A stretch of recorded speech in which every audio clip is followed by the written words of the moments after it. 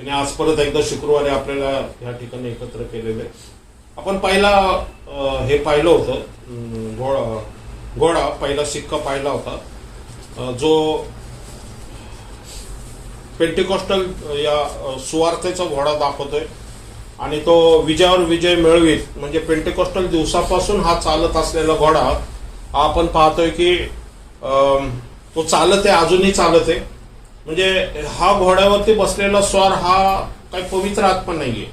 तो वचन सांगते की तो दूत आहे जो त्या कामासाठी पाठवण्यात आलेला आहे पांढऱ्या घोड्यावरती बसून. तसे अनेक घोडे आहेत. म्हणजे आपण प्रकटीकरणाचा 5वा अध्याय आपण पाहतो की येशू ख्रिस्ताने वालंडन सण पृथ्वीवरती पूर्ण करून तो स्वर्गात गेलेला आहे आणि स्वर्गामध्ये त्याला परमेश्वराच्या उजव्या हाताचं जे सिंहासन आहे ते प्राप्त होण्याचं काळ म्हणजे कुठला आहे, प्रकटीकरणाचा 5वा अध्याय. मग 6वा अध्यायाचं पहिलं वचन पेंटिकॉस्टल दिवसापासून सुरू असलेली सुवार्ता. मग आपण पुढचे घोडे बघणार आहोत. त्याच्यामध्ये एवढं आपण डिटेलमध्ये जाणार नाहीये, थोडंसं ज्ञान व्हावं म्हणून आपण पाहतो. दुसरा शिक्का जो आहे प्रकटीकरणाचा 6वा अध्याय 3 ते 4 ही वचनं आपण पाहूया. त्याने दुसरा शिक्का फोडला तेव्हा दुसरा प्राणी ये असे म्हणाला.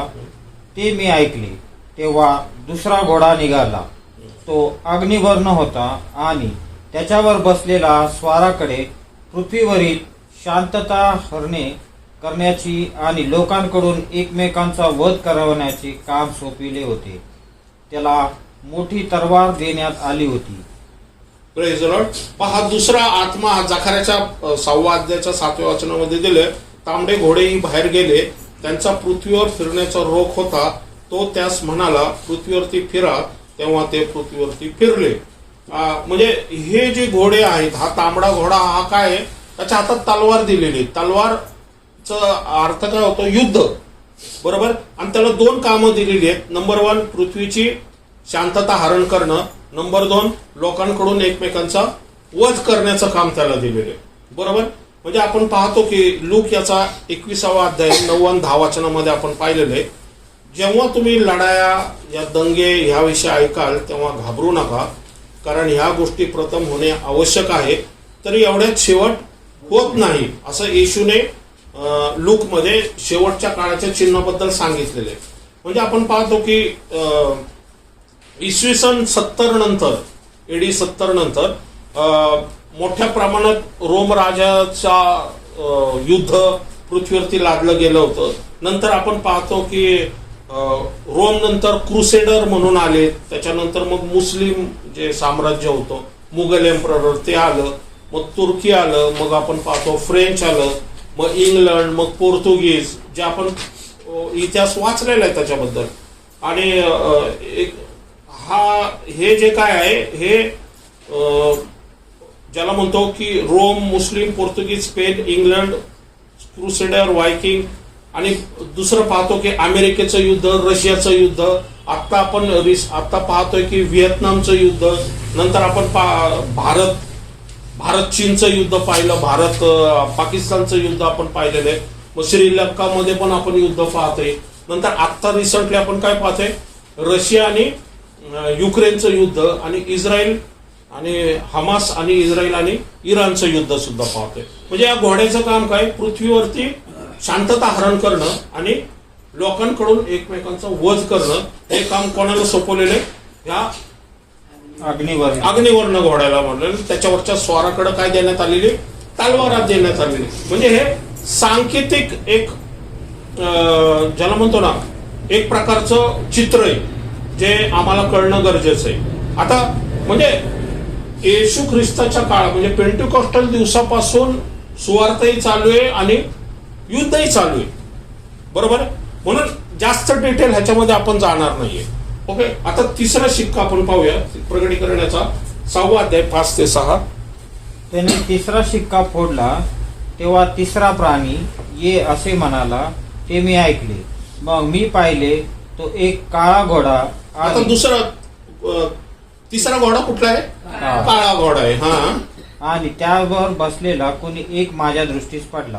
त्याच्या हातात तराजू होते. आता दुसऱ्याच्या हातात, पहिल्याच्या हातात धनुष्य आहे पण त्याच्यामध्ये बाण नाहीये, त्याच्याबद्दल आपण बघितलंय. दुसऱ्याच्या हातात तलवार आहे, बरोबर. तिसऱ्याच्या हातात काय आहे? तराजू आहे. बरोबर आहे. हा. आणि जणू काय 4 प्राण्यांच्या मधून निघालेला वाणी मी ऐकली, ती अशी: रुपयाला शेरभर गहू आणि रुपयाला 3 शेर जव, तेल व द्राक्षरस याची खराबी करू नको. आणि मग ते 24वा अध्याय 7व्या वचनामध्ये काय दिलेले? राष्ट्रावर राष्ट्र उठल व जागोजागी दुष्काळ आणि काय होतील? भूमिकंप होतील. म्हणजे वाचनामध्ये काय म्हटलेलं ही महागाई दर्शवतंय. ज्यावेळेस भूमिकंप होतो या युद्ध होतं या ज्याला म्हणतो मरी येते, त्यावेळेस काय होतं? नॅचरली तेल आणि द्राक्षरस जे म्हटलेले त्याच्यावरती म्हणजे महागाई वाढली जाते. कारण रुपयाला शेरभर गहू आणि तेल आणि द्राक्षरस. बरोबर. म्हणजे महागाई वाढण्याचा पण काळ त्यावेळेस असणार आहे वचन सांगते. आणि जखार्याच्या 6व्या अध्यायाच्या 6व्या वचनामध्ये काय दिले की हा घोडा जो आहे ना उत्तरेकडे जाते. Praise Lord. कळतंय तुम्हाला? म्हणजे जखार्याच्या पुस्तकामध्ये आपण काय पाहिलेलं आहे की दिशा पाहिलेली. आणि प्रगटीकरणामध्ये आपण काय पाहतोय? प्रगटीकरणाच्या पुस्तकामध्ये त्याचं कार्य पाहतोय. घोड्यांचं कार्य आपण पाहतोय. बरोबर. ओके. आता लूक मध्ये 21वा अध्याय 17 ते 19 वचनामध्ये येशूने सांगितलं की विश्वासणाऱ्या शिष्यास म्हणतो की जग तुमचा द्वेष करल तरी तुमच्या डोक्याचा एक केसाचा एक काय होणार नाही? नाश होणार नाही. आणि तुम्ही आपल्या धीराने आपला जीव मिळवाल असं म्हटलेले. म्हणजे ह्या घोड्यांमधून सुद्धा परमेश्वर काय करणार आहे? विश्वासणाऱ्यांचं कार्य चालूच राहणार आहे. Praise the Lord. बरोबर आहे. म्हणजे हे जे घोडे चाललेले म्हणजे 2000 म्हणजे पेंटिकॉस्टल दिवसापासून जे हे ह्या घोड्यांचं काम चालू आहे आणि हे येशूच्या निर्देशाने चाललेले. त्यामुळे येशूच्या विश्वासणाऱ्या शिष्यांचा केसाच्याही गोष्टीचा नाश म्हणजे वचन सांगते की त्याच्या तुमच्या जग द्वेष करेल पण तुमच्या एकाही केसाचा नाश होणार नाही. म्हणजे याचा अर्थ असा नाही की रक्तसाक्षी होणार नाही असं नाहीये. ते रक्तसाक्षी होतील पण रक्तसाक्षी झाले तरी त्यांचा आत्मा वाचला जाईल. Praise the Lord. कारण वचन काय सांगते? अख्खं जग मिळवलं पण आत्म्याचा नाश झाला तर का त्याचा काय उपयोग आहे? पण आमच्या विश्वासणाऱ्यांच्या शरीराचा जरी नाश झाला रक्तसाक्षी जरी झाले तर आत्मा कुठं जातोय? देवाकडे जातोय. Praise the Lord. बरोबर आहे. ओके. चौथा शिक्का आपण पाहूया. प्रगटीकरणाचा 6वा अध्याय. चौथा शिक्का फोडला तेव्हा चौथा प्राणी ये असे म्हणाला, ते मी ऐकले. मग मी पाहिले तो एक फिक्कट रंगाचा घोडा आणि त्याच्यावर बसलेला पुरुष. आता कुठला आहे हा? फिक्कट रंगाचा घोडा आणि त्याच्यावरती कोण बसलेला आहे? पुरुष. एक पुरुष बसलेला आहे. ओके. हा. त्याचे नाव मृत्यू. त्याचं नाव काय आहे? मृत्यू. म्हणजे मृत्यू कोण आहे? आत्मा आहे. Praise the Lord. बरोबर. इथं वचन स्पष्ट सांगते मृत्यू हा एक घटना नाहीये, तो आत्मा आहे. ज्यावेळेस तो आत्मा एखाद्याच्या शरीरामध्ये येतो त्यावेळेस त्याला काय दिलेले? जीव काढण्याचं काम दिलेलं आहे. त्याला एखाद्या व्यक्तीमधून जीव काढण्याचं काम कोण करत असतो? मृत्यूचं काम असतं ते. ओके. हा. त्याचं नाव काय आहे? मृत्यू. हा. आणि अधोलोक त्याच्या पाठोपाठ चालला होता. काय आहे त्याच्या पाठीमागे? कोण आहे? अधोलोक. म्हणजे तो कोणाचा राजा आहे? नाही. अधोलोकाचा राजा आहे. अधोलोक त्याच्या मागे चाललेले असं वचन सांगते. हा. पुढे. त्यांना तरवारीने, दुष्काळाने, मरीने व पृथ्वीवरील श्वापदाकडून माणसांना जीवे मारण्याचा अधिकार पृथ्वीच्या 4थ्या भागावर देण्यात आला. त्यांना म्हणजे त्या मृत्यूच्या अधीन असलेल्या आत्म्यांचं काम काय आहे? पृथ्वीवरती लोकांना कशाने मारायचं? तलवारीने. तलवार आपण काय बघितली? युद्ध. दुष्काळ काय बघतो आपण? दुष्काळ मरी काय बघतो? तराजू. कळतंय ना तुम्हाला? ओके. हा. आणि श्वापदाकडून माणसांना जीवे मारण्याचा अधिकार हा पृथ्वीच्या 4थ्या भागाचा दिलेला आहे. लूक याचा 21वा अध्याय 10 आणि 11 मध्ये तेच दिलेले. याच वचनाबद्दल दिलेले की तलवार, दुष्काळ, भूमिकंपामुळं रोगराई ह्यांनी काय होणार आहे? अनेक लोकांचा नाश होणार आहे. पहा करोनाच्या काळात सुद्धा हा घोडा पळत होता. हा जो मृत्यू आहे पुरुष हा जो फिक्कट रंगाचा पळालेला आहे ना पृथ्वीवरती. म्हणजे आपण पाहतो ना युद्धाचा घोडा सुद्धा अजून इराण मध्ये आणि इस्रायलमध्ये, रशियामध्ये, युक्रेनमध्ये पळतोय ना, हे पाहतोय की नाही अजून. आणि स्वार्थेचा घोडा सुद्धा अख्ख्या जगात फिरतोय, बरोबर आहे. दापोडीपासून तर पण अमेरिकेपर्यंत पळतो जातोय तो. पण हे समजून घेण्यासारखं आहे आपल्याला की हे फक्त हे आत्मे जरी असले तरी अजून त्यांचं काम चालू आहे. म्हणजे पेंटेकॉस्ट दिवसापासून हे जे घोडे आहेत हे आपापलं काम करत आहे आणि ते जसं जसं वेळ येते तसं तसं पृथ्वीवर ते काय करत आहे, काम करत आहे. आणि मग आपण ओके, आता 5वा शिक्का आपण पाहूया. त्याने 5वा शिक्का फोडला तेव्हा मी वेदीखाली आत्मे पाहिले. ते आत्मे देवाच्या वचनामुळे व त्यांनी जी साक्ष दिली होती तिच्यामुळे जीवे मारलेल्या लोकांचे होते. ते मोठ्याने ओढून म्हणाले, हे स्वामी, तू पवित्र व सत्य आहे. तू कुठपर्यंत न्यायनिवाडा करणार नाहीस आणि पृथ्वीवर राहणाऱ्या लोकांपासून आमच्या रक्ताचा सूड घेणार नाहीस.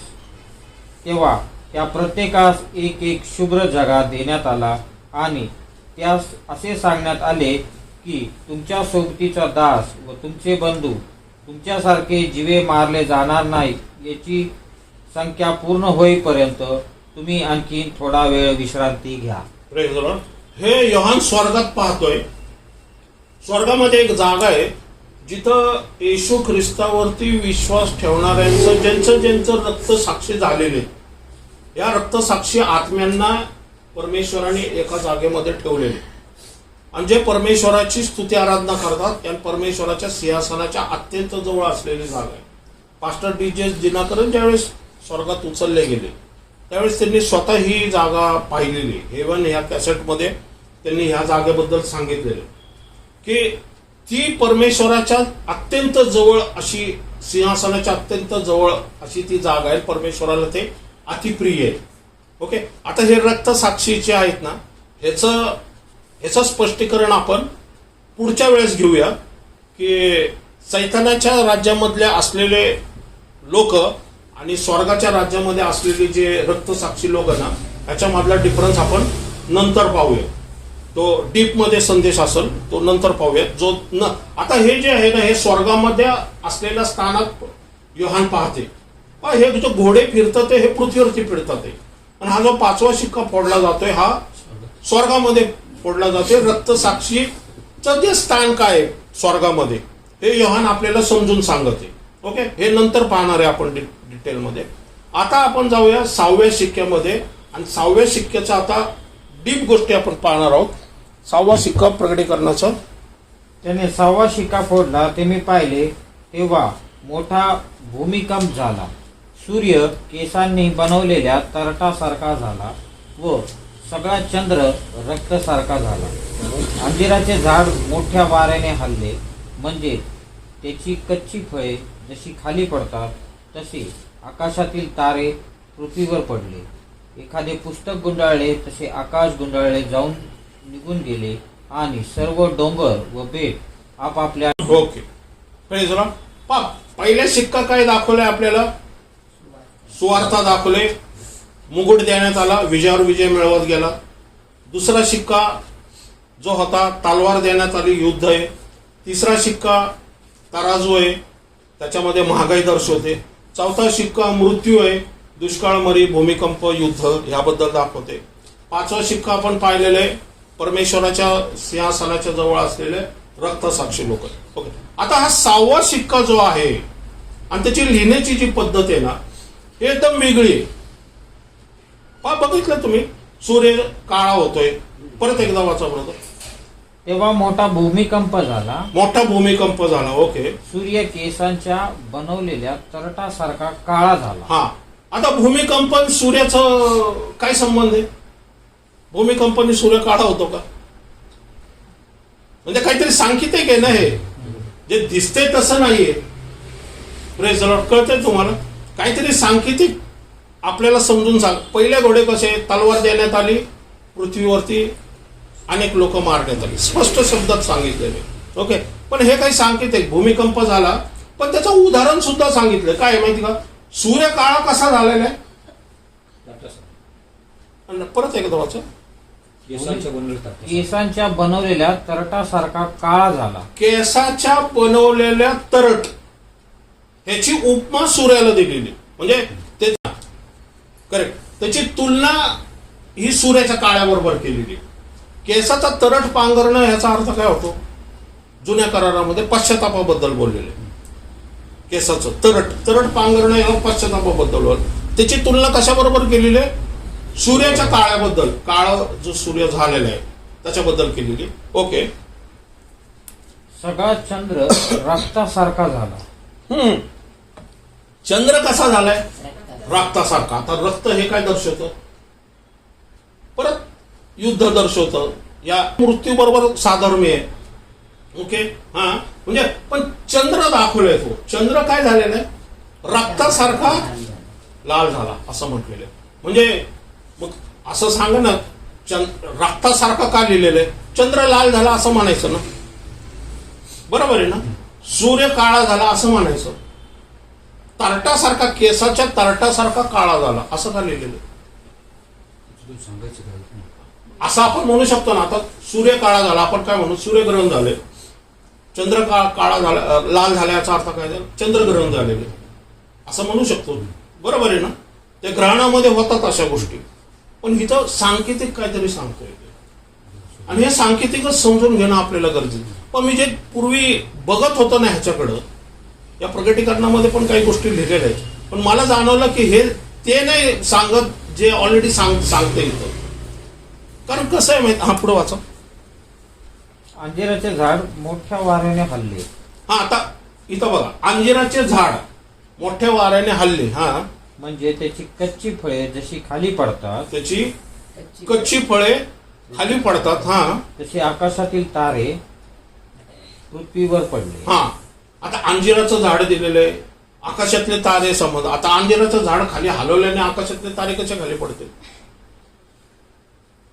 हे का नाही? म्हणजे काहीतरी इथं काहीतरी सांकेतिक अर्थ आहे त्याचा, बरोबर आहे ना. सूर्य आकाशात आहे, पण तरट तर पृथ्वीवरती आहे, बरोबर आहे. रक्त तर पृथ्वीवरती, पण चंद्र लाल होतोय, बरोबर आहे. अंजिराचं झाड पृथ्वीवरती आहे, पण तारे पडतात आहे. म्हणजे ह्याचा दोघांचा संबंध पृथ्वी आणि आकाशातल्या मध्ये काहीतरी साधर्म्य आहे असं दिसतंय, कारण त्याची तुलना केलेली आहे प्रत्येक गोष्टीची. मग हे काय रहस्य आहे? मग आपल्याला हे सूर्य, चंद्र, आकाशातले तारे बद्दल ज्या गोष्टी आहेत ना, ह्या मला जर कळलं तर मग आपण त्या गोष्टी योग्य प्रकारचं मांडू शकतो. कारण कसं आहे माहिती का, वर्षी सूर्यग्रहण किती वेळेस होत असतं? दरवर्षी वर्षातून दोनदा, तीनदा, चारदा पण होतं कधी कधी. ह्याच्यात तर मला वाटतं 3दा झालेले. आणि सूर्यग्रहण, चंद्रग्रहण 3-4 वेळेस तर वर्षातून होतात, हे का नाही. म्हणजे आपण जर म्हटलं की ही जी घटना घडते, पण ही तर दरवर्षी घडते. असं कुठलंच वर्ष नाहीये की जिथं सूर्य चंद्र ग्रहणाचं होत नाही दरवर्षी. कारण हे नैसर्गिकरित्या सूर्यचंद्र हे ग्रहण लागतच, बरोबर आहे. मग दरवर्षीसाठी हे वचन आहे का? नाही आहे, कारण ते सांकेतिक भाषेत लिहिलेले. म्हणजे याचा अर्थ सूर्य चंद्र ग्रहणाबद्दल ही गोष्ट नाहीये, त्या आकाशातून तारे पडल्याबद्दल पण नाहीये. कारण आकाशातून उल्कापात हा दरवर्षी नोव्हेंबर डिसेंबरच्या ज्यावेळेस त्या हॅले धूमकेतू येतो, त्यांचं ठराविक काही वर्ष असतं, त्यावेळेस ते पडतच असतं. पृथ्वीवरती कुठं ना कुठं तरी धूमकेतू म्हणजे आकाशातून तारे पडतच असतात. आता पृथ्वीवरती येईपर्यंत ते घर्षणाने राख होऊन जातात, ही गोष्ट वेगळी, पण ते पडतच असतात, बरोबर आहे ना. मग हे काय आहे ह्याच्याबद्दल हे आपल्याला डीप शिकून घेणं गरजेचं आहे. कारण मलाही पूर्वी वाटत होतं हे सूर्यचंद्राच्या ग्रहणाबद्दल दिलेले, पण ते तसं दिलेलं नाहीये. आपण तेच बघणार आहोत. आपण जाऊया की सर्वात प्रथमता उत्पत्ती याचा 1 अध्याय 14 वचन. काय बघायचं असेल तर आपल्याला मुळापासून बघावं लागेल की हे ऍक्च्युली कुठून सुरू झालेले. मग देव बोलला, दिवस व रात्र ही भिन्न करण्यासाठी आकाशाच्या अंतराळात ज्योती हो. दिवस व रात्र भिन्न व्हावे म्हणून देवाने चौथ्या दिवशी, कितव्या दिवशी? चौथ्या दिवशी असं वचन सांगते तिथं. चौथ्या दिवशी काय केलेलं आहे? आकाशातील अंतराळात ज्योती होत, हा. या चिन्हे ऋतू, दिवस व वर्ष दाखवणाऱ्या होत, पृथ्वीवरील प्रकाश देण्यासाठी आकाशातल्या अंतराळात ज्या ज्योती होत आणि तसे झाले. हा, मग पृथ्वीवरती आकाशात परमेश्वराने काय केलेले आहे? 2 ज्योती ठेवलेल्या आहेत, दिवस आणि रात्र भिन्न करण्यासाठी. बरोबर? दिवसा एक ज्योती आणि रात्री एक ज्योती. बरोबर? दिवसा ज्योती कुठल्या आहे? सूर्य. रात्रीची ज्योती कुठली आहे? चंद्र. बरोबर? पण ऍक्च्युली ह्या ज्योती कशाला केलेल्या आहेत देवाने, परमेश्वराने? तर त्याचा एक नैसर्गिक अर्थ सुद्धा आहे आणि एक आध्यात्मिक अर्थ सुद्धा आहे. बरोबर? नैसर्गिक अर्थ त्याच्यात तिथं परत वाचा 14 वचन. मग देव बोलला, दिवस व रात्र ही भिन्न करण्यासाठी आकाशाच्या अंतराळात ज्योती होत, त्या चिन्हे. नंबर 1, ह्या ज्योतीच काय आहे? कसलं साईन आहे हे? म्हणजे काय आहे ज्योती? नंबर 1, तिथं काय दिलेलं? चिन्ह. बरोबर? तिथं काय दिलेलं? चिन्ह. वचन सांगते चिन्ह. म्हणा चिन्ह. चिन्ह. चिन्ह साठी पहिली आहे. म्हणजे हे सांकेतिक अर्थ देव त्या ज्योतीद्वारे सांगणार आहे. तो संदेश त्याच्या मुखाद्वारे, या वचनाद्वारे.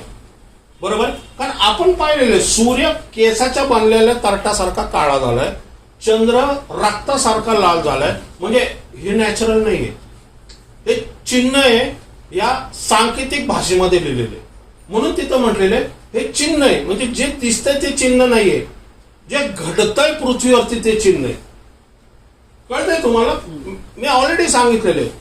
तरट पृथ्वीवरती आहे, सूर्य काळा कुठं होतोय? आकाशात. रक्त पृथ्वीवरती आहे, चंद्र लाल कुठं होतंय? आकाशात. अंजिराचं झाड हलवलं जातंय, तारे कुठून पडतात? आकाशात. म्हणजे पृथ्वीवरच्या कुठल्या तरी घटनेबरोबर ते तुलना केलेली आहे त्याची. म्हणून तिथं म्हटलेले चिन्ह आहे प्रथम, असं वचन सांगते. चिन्ह आहे. हा, हे सांकेतिक झालेले. हा, नैसर्गिक काय आहे? नैसर्गिक गोष्टी काय आहेत? हा, ऋतू. नंबर 1 ऋतू. बरोबर आहे ना? ऋतू. कारण सूर्य जर जवळ आला पृथ्वीच्या काय होतं? उष्णता येते. आणि उष्णता झाल्यानंतर मग बाष्पीभवन होतं आणि मग पाऊस पडतो. कारण जर सूर्य जवळच आला नाही, बाष्पीभवन झालंच नाही, तर आता धो धो पाऊस पडतोय. बरोबर आहे? अल न्यानो म्हणतात ना ते काही सांगित ह्याच्यात हवामान खात्याच्या बाबतीत, तर कधीच होणार नाही. बरोबर आहे ना? म्हणजे सूर्य जवळ आल्यावर काय? उष्णता होते. सूर्य लांब गेल्यावरती काय येतं? हिवाळा येतो. बरोबर आहे? हे ठरलेले. म्हणतो काय म्हणतोय? ऋतू. हा, दिवस. सूर्य उगवला की 1 दिवस म्हणजे 12 तास होतात. चंद्र उगवला की रात्र म्हणजे 1 दिवस पूर्ण होतो, 24 तास. हा, वर्ष होतं. मग असे दिवस काउंट करून काय होतं? वर्ष. म्हणजे ऋतू पण आपले आहे ना, ह्याबद्दल आपण, कारण आपलं जे वचन आहे प्रकटीकरणाचं 6:12 ते 14 मध्ये हे सांकेतिक भाषेत लिहिलेलं. ओके, आता आपण जाऊया 15वा अध्याय उत्पत्तीचा, 2रं वचन. प्रभू परमेश्वरा, तू मला काय देणार? मी तर निसंतान जाणार आणि दिमिश्की घराचा मालक होणार. हा, आता काय म्हटलेलं इथं? अब्राहम परमेश्वराला प्रार्थना करतो. हा, परत वाचा 2रं वचन. अब्राहम म्हणाला, 2रं आणि 4थं. हा, हे प्रभू परमेश्वरा, तू मला काय देणार? तू मला काय देणार? मी तर निसंतान मी जाणार. निसंतान जाणार, कारण अजूनपर्यंत त्याला मूल झालेलं नव्हतं. बरोबर आहे? तर तो काय म्हणतो? आणि दिमिश्की. अलिएझर कोण आहे? अलिएझर कोण आहे? अब्रामाचा सेवक आहे, दास आहे, माहितीये ना? ओके. दिमिश्का मधला होता आणि हा माझा सेवक अलिएझर, हा माझ्या घरचा मालक होणार. तो म्हणतो हाच मालक होणार. कोण? एलिएझर.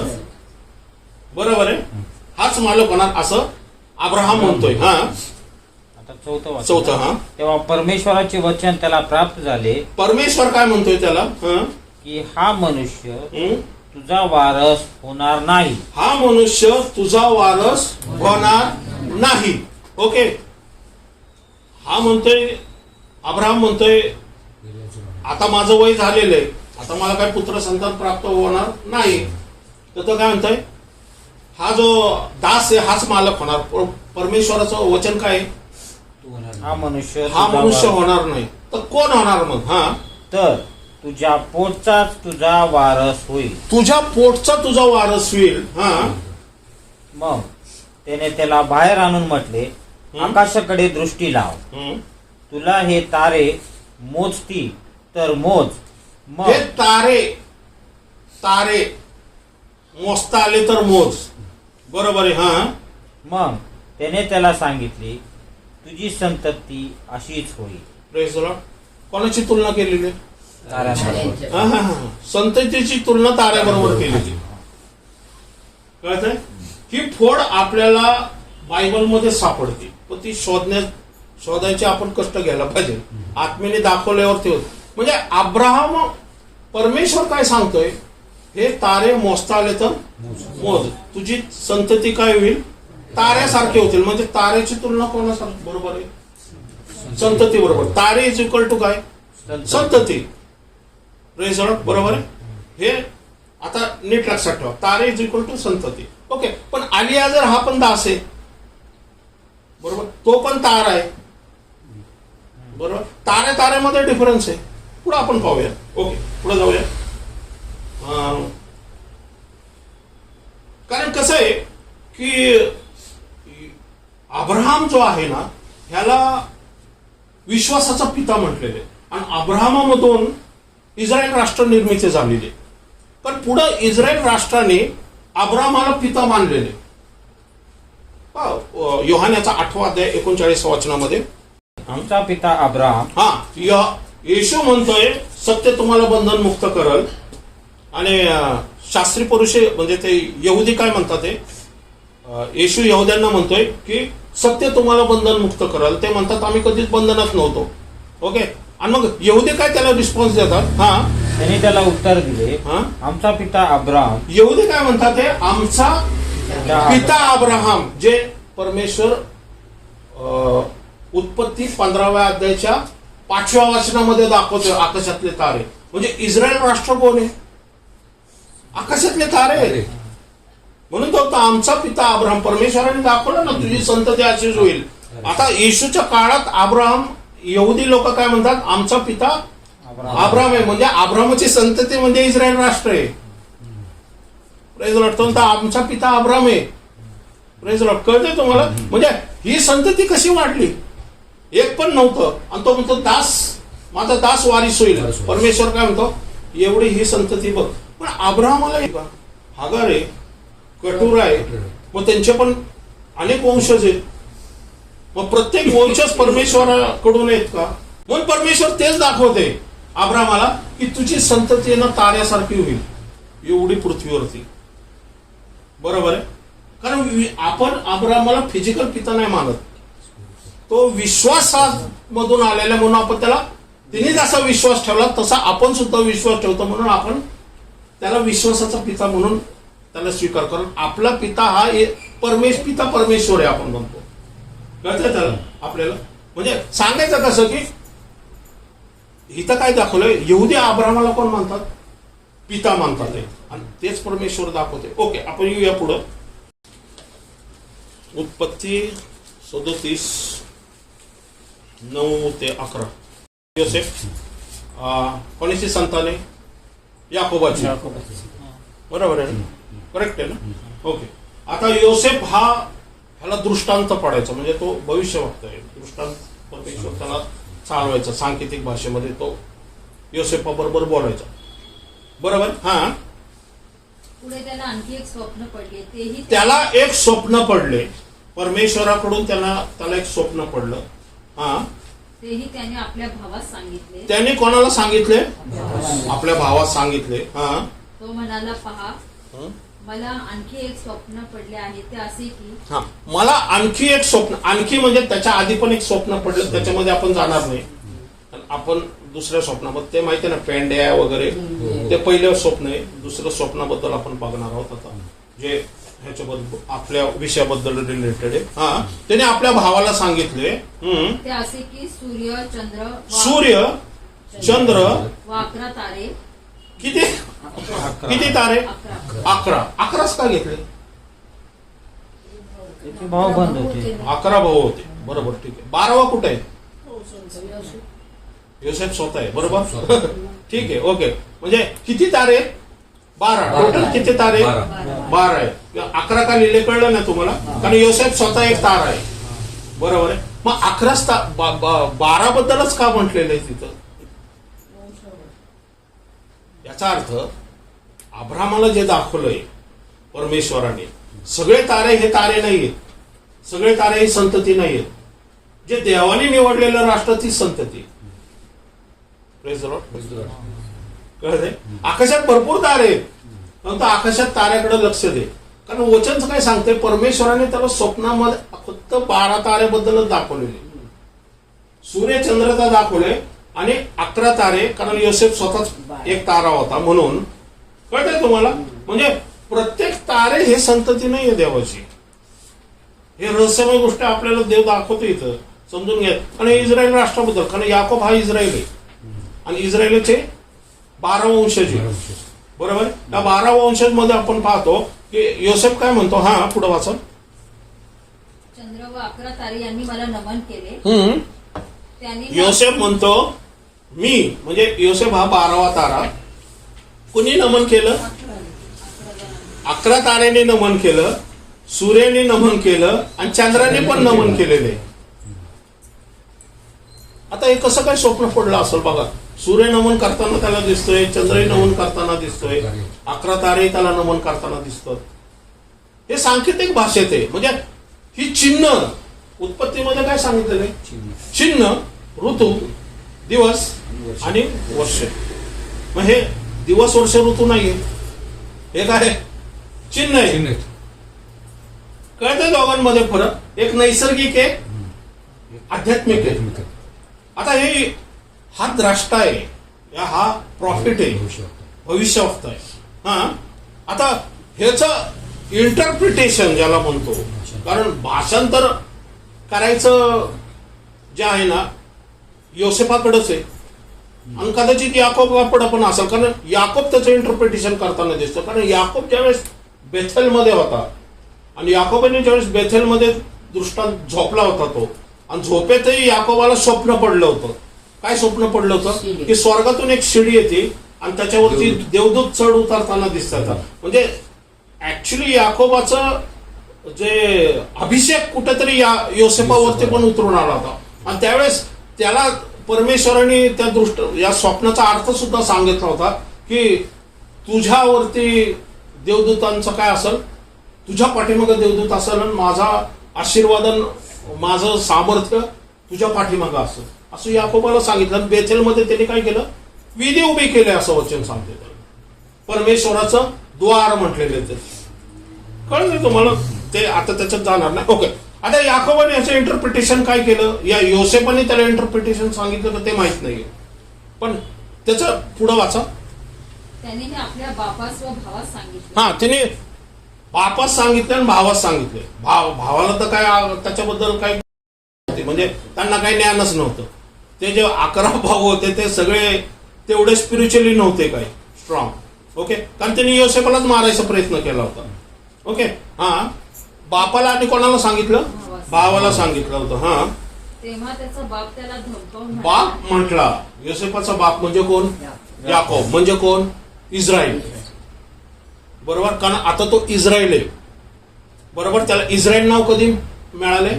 पनियलच्या ठिकाणी, बरोबर. ज्यावेळेस त्यांनी झुंज केली, बरोबर आहे. आता तो याकोब नाहीये, आता तो इस्रायल आहे. म्हणजे हे कोणाबद्दल म्हटलेलं आहे? हा म्हणजे पृथ्वीवरची प्रत्येक राष्ट्र सूर्यचंद्र तारे आहेत का? कोण तारे? सूर्यचंद्र तारे. इस्रायल राष्ट्र. Praise the Lord. कळतंय तुम्हाला? हे सांकेतिक अर्थ परमेश्वर दाखवते त्याला. Praise the Lord. कळतंय? हा ओके. हा बापूचं इंटरप्रिटेशन काय करतोय?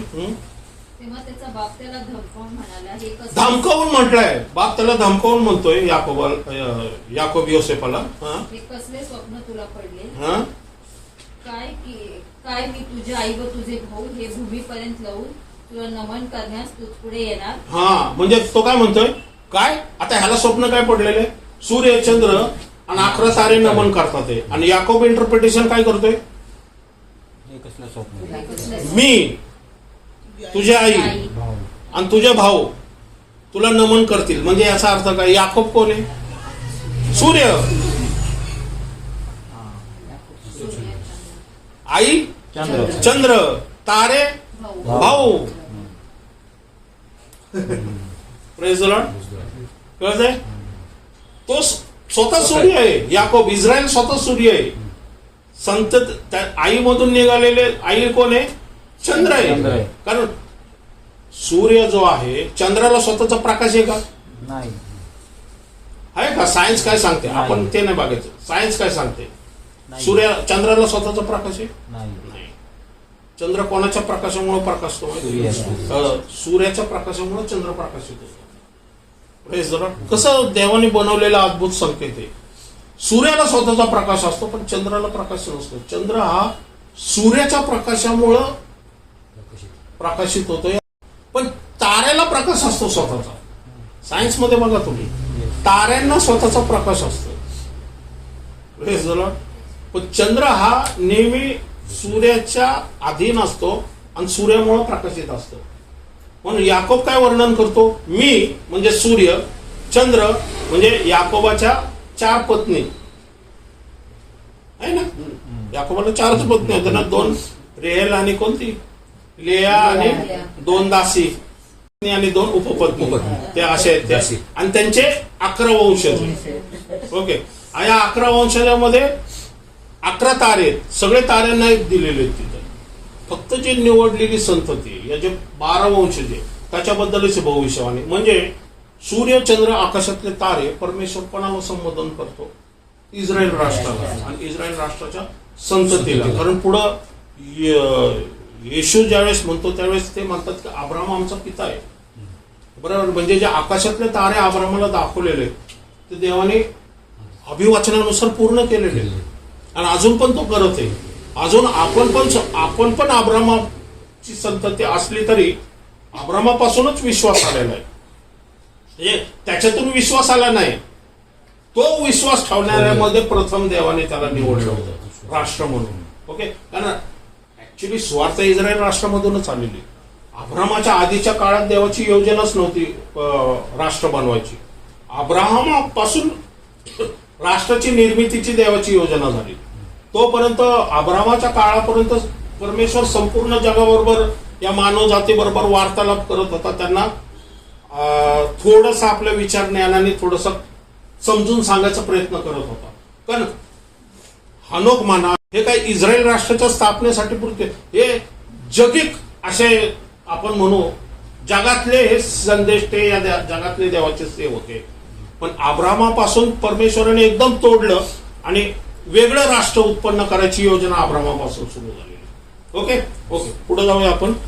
आता ह्याच्यासारखं जे 6व्या अध्यायामधल्या वचनासारखं दुसरं वचन आहे का कुठलं पाहूया. आता नीट कळालं की इस्रायल राष्ट्र म्हणजे सूर्यचंद्र आकाशातल्या ताऱ्याबद्दल.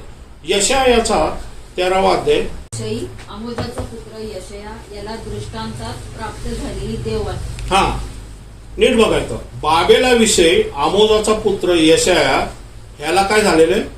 दृष्टांता प्राप्त झालेली देव. हा दृष्टांत आहे. हे जो आता यशाया लिहितोय हा दृष्टांत आहे. हा की 13वा अध्याय 13वा अध्याय पहिलं वचन 6वं वचन. आक्रोश करा, परमेश्वराचा दिवस समीप आला आहे. सर्व समर्थाकडून हा एक विनाशच येत आहे. नंबर 1 दृष्टांत कशाबद्दल आहे? आक्रोश करा, परमेश्वराचा दिवस समीप आलेला आहे. सर्व समर्थाकडून हा एक विनाश एक विनाश येणार आहे, याबद्दल दृष्टांत, याबद्दल भविष्यवाणी आहे. हा, आपण 9 वचन 9-10. पहा, रोष व तीव्र क्रोध यांनी दुःखकर झालेला असा परमेश्वराचा दिवस येत आहे. नंबर 1, रोष, तीव्र क्रोध, दुःखकर असा परमेश्वराचा दिवस येत आहे. हा, तो देश उजाड करून सोडी. तो देश उजाड करून सोडल. कुठला देश उजाड करून सोडल? ही भविष्यवाणी बाबेलाच्या राजाबद्दल भविष्यवाणी. कुठला देश उजाड करून सोडल? हा, त्यातील पातकांचा संहार करेल. त्या देशामधील जे पातक करत आहे त्या लोकांचा संहार करत आहे. पुढं 10वं वचन. आकाशातील तारे व नक्षत्रे आपला प्रकाश देणार नाही. Praise the Lord. कळतंय? आकाशातले तारे आणि नक्षत्र आपला प्रकाश देणार नाही. म्हणजे कोण देणार नाही? संतती. हा, सूर्य उदय पावतात काळा ठिक्कर पडेल. Praise the Lord. कोणाच्या बद्दल म्हटलेले? हा, पुढं. चंद्र आपला प्रकाश देणार नाही. हा, कोणाबद्दल म्हटलेले? इस्रायल राष्ट्र. इस्रायल राष्ट्राबद्दल. इथं काही सूर्यग्रहण होत नाही, या चंद्रग्रहण होत नाही. बाबेल राजा येऊन इस्रायल राष्ट्रावरती हल्ला करणारे, मंदिर उद्ध्वस्त करणारे, त्याच्याबद्दल यशायाला 100 वर्षाच्या आधी भविष्यवाणी मिळालेली.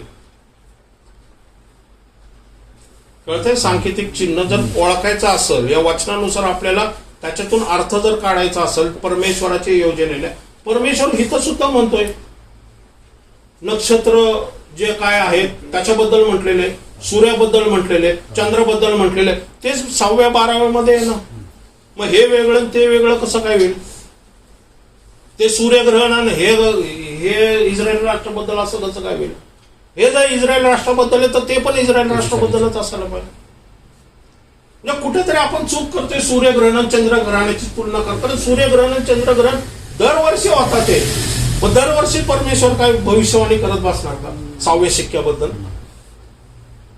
कळतंय? हे कसं म्हणजे समजून घ्यायचं असेल तर पवित्र आत्म्याच्या प्रेरणेशिवाय आपण समजून घेऊ शकत नाही. पुढे बघणार आपण बाबेलचा राजा सुद्धा उद्ध्वस्त होणार आहे पुढे म्हटलेले. आणि ते कोण करणार आहे? तो वचन काय सांगते की हे जे इस्रायल राष्ट्राचं बाबेलचा राजा करणार आहे. कारण आपण दानिएलच्या पुस्तकामध्ये बघितलेले समुद्रातून किती प्राणी येतात, ते 4 प्राणी येताना बघितले. पहिलं सिंह, दुसरं अस्वल, तिसरं चीता, नंतर एक विचित्र प्राणी म्हणतो. म्हणजे पहिला कोण आहे? बाबेलचा राजा. म्हणजे बाबेलच्या राजाने काय केलेले? सूर्य, चंद्र आणि आकाशातल्या ताऱ्यांना काळं केलं. म्हणजे इस्रायल राष्ट्रावरती अटॅक केला. इस्रायलचं पहिलं मंदिर उद्ध्वस्त करून टाकलं. त्याच्याबद्दल यशया भविष्यवाणीमध्ये देतोय. बरोबर? तो बाबेलचा राजा पण तो पण नाश पावणार आहे. कधी माहितीये का? 15वं वचन, 17वं वचन. पहा, मी त्याचवर मेदी लोक उठवी. कोणावरती मेदी लोक उठवेल माहितीये का? की बाबेलच्या राजावरती, जो ताणीबाळे मारल, या घर लुटल, या स्त्रियांना भ्रष्ट करल ना, त्याच्या खालीच वचन आहे, मी मेदी उठवीन. हा, ते रुपयाची पर्वा करणार नाही आणि सोन्याने खुश होणार नाही. तर ते काय करतील? बाबेल राजाचा नाश करतील. म्हणजे हे कोणाबद्दल दिलेले? बाबेल राष्ट्राबद्दल दिलेले, बाबेल राजाबद्दल दिलेले. ओके, पुढे जाऊया. 47, 3 आणि 8. आगे बाबेलच्या कुमारी. हा, आता हे कोण लिहितोय? यशाया लिहितोय. कोणाला लिहितोय माहिती का? बाबेल राजा, जो इस्रायल राष्ट्राला चंद्र, सूर्य आणि आकाशातल्या ताऱ्याबद्दल, म्हणजे आकाशातले तारे आणि चंद्र कोण आहे माहिती का? आपण बघतो ताणेवाळी मारतील, घरे लुटतील, स्त्रिया भ्रष्ट करतील, जे सापडतील त्यांना भुसकतील, ते तलवारीने पडेल. हे सगळं बाबेल राजा करणार आहे. कोणाबद्दल? इस्रायल राष्ट्राबद्दल. आणि तसं केलेलं आहे त्याने. सिदकिया राजाच्या काळात बाबेलने अशा प्रकारे मंदिर उद्ध्वस्त करून शद्रक, मेशक, अबेदनगो, दानिएलला घेऊन तो बाबेलच्या बंधनात 70 वर्ष घेऊन गेलेला आहे. हे यशया भविष्यवाणी करतोय बाबेल राजा येण्याच्या आधी. का माहिती का? कारण इस्रायल राष्ट्र हे पूर्णतः मूर्तीपूजकाकडे गेले होते. ती राणी कोण? इस्बेल राणी. तिने तो 400 बालची आणि 400 आशेरची उपासक इस्रायलमध्ये आणून ठेवली होती एलियाच्या काळामध्ये. हा, वाचा. आगे बाबेलच्या कुमारिकी हं? खाली उतरून धुळीत बैस. हा पहा हे कसं काव्यात्मक लिहिलेलं आहे परमेश्वराने की बाबेल तू माझ्या राष्ट्राला मारलेले पण मी तुझा पण सोड गेल मी. हा हर्षोदाकांची कन्या हं? सिंहासन सोडून भूमीवर बैस. हं? कारण तुला यापुढे नाजूक व सुकुमार म्हणणार नाही. तिसरं वचन. तुझी काय उघडी पडू दे, तुझी लज्जा दिसू दे. मी सूड घेईन, कोणाचेही गय करणार नाही. हे परमेश्वर बाबेल बद्दल बोलतोय. म्हणजे बाबेल म्हणजे एक स्त्री आहे. त्याची तुलना तो स्त्री बरोबर करतोय. ओके 8वं वचन आणि 13वं वचन. आगे विलासिनी जी तू निश्चित बसतेस व मनात म्हणतेस मीच आहे, मज वेगळी कुणी नाही. मी विद्यात होणार नाही, विधवा. विधवा होणार नाही. हं? अपत्यहीन अपत्य. हा अनुभव मला घडणार नाही. की तू हे ऐक. हा कोण करत होता हा? नबुकदनेस्सर. ज्यावेळेस त्याला गर्व आला, अहंकार आला, बरोबर तो काय म्हटलं हे माझ्या शक्ती सामर्थ्याने मी केलेलं आहे. आणि मग बसला जनावरासारखं मग 7 वर्ष मग त्याचा पुत्र बलशेसरनी पण तेच केलं. त्यांनी तो मंदिरातले पात्र काढून तो मद्यपान करत होता त्याच्यातून, परमेश्वराच्या मंदिरातले पात्र काढून. आणि त्यावेळेस मग भिंतीवरती ते लिहिलं बरोबर. आणि मग त्याचा अर्थ दानिएलने सांगितला. आणि वचन सांगते की त्यावेळेसच मेदी पारसी आला. मेदी पारसी जे आता आपण 15व्या वचनामध्ये वाचलं की मेदी पारसी येऊन बाबेलचा नाश करते. हा 13 वचन.